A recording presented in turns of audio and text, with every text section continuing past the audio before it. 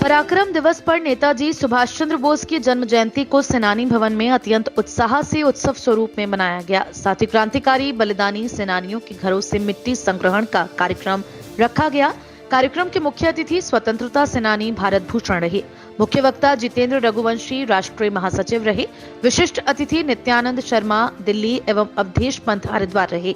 कार्यक्रम में स्वागत भाषण इशरतुल्ला खान ने दिया एवं अध्यक्षता M.K. पूर्वी की रही। कार्यक्रम का शुभारंभ सभी अतिथियों एवं सेनानी वंशजों के द्वारा नेताजी की मूर्ति पर माल्यार्पण करके किया गया।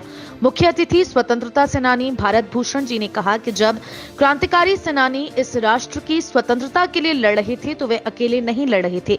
उनके माता पिता, बीवी, बच्चे सभी इस लड़ाई को लड़ रहे थे। जब सेनानी जेल में होते थे तब कई दिन ऐसे होते थे कि परिवार के लोगों को भोजन भी नसीब नहीं हो पाता था। इसलिए परिवार के योगदान को भी नकारा नहीं जा सकता है। उनका भी उतना ही योगदान है जितना एक स्वतंत्रता सेनानी का है। मुख्य वक्ता जितेंद्र रघुवंशी ने कहा, संगठन की एकता अत्यंत आवश्यक है। एकता से स्वतंत्रता का सम्मान मिला है और आगे भी एकता से सम्मान होगा।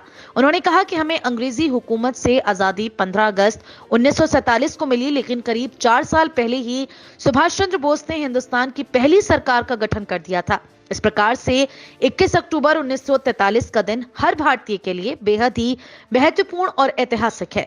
विशिष्ट अतिथि अवधेश पंत एवं नित्यानंद शर्मा ने भी नेताजी की गौरव गाथा को सेनानी परिवारों से साझा किया।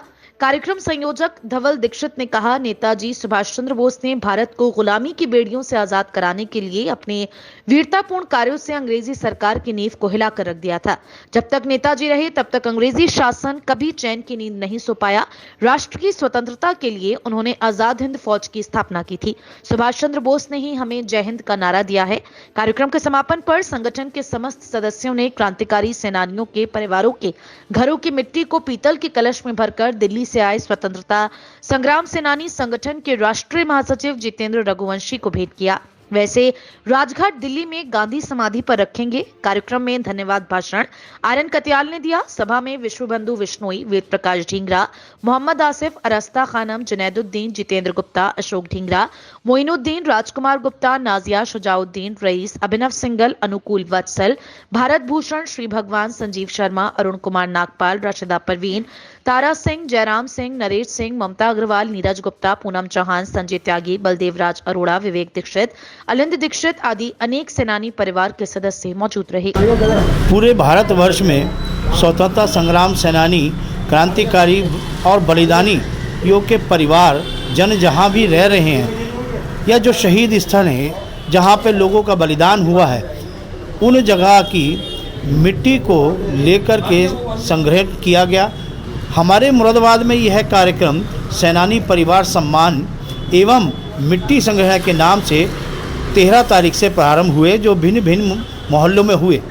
आज उसका समापन है इस सेनानी भवन में।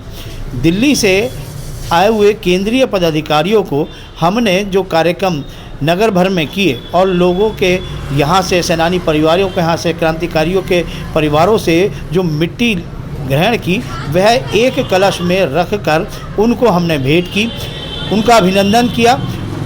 केंद्रीय पदाधिकारियों ने यहाँ जितने भी सेनानी परिवार हैं उनका स्वागत किया, माल्यार्पण करके, उपहार भेंट करके। यह आज विशेष दिन इसलिए रखा गया क्योंकि आज नेताजी सुभाष चंद्र बोस जी की जन्म जयंती का भी दिवस है और यह पुण्य अवसर है उन्हें वंदन करने का, अभिनंदन करने का। इससे सुयोग्य दिन कोई नहीं हो सकता था। इसीलिए आज नेताजी सुभाष चंद्र बोस जी की जयंती पर हमने इसे जो पूरे जिले भर से मिट्टी संग्रहित की, उसको भेंट करने का कार्यक्रम यहाँ पर किया है।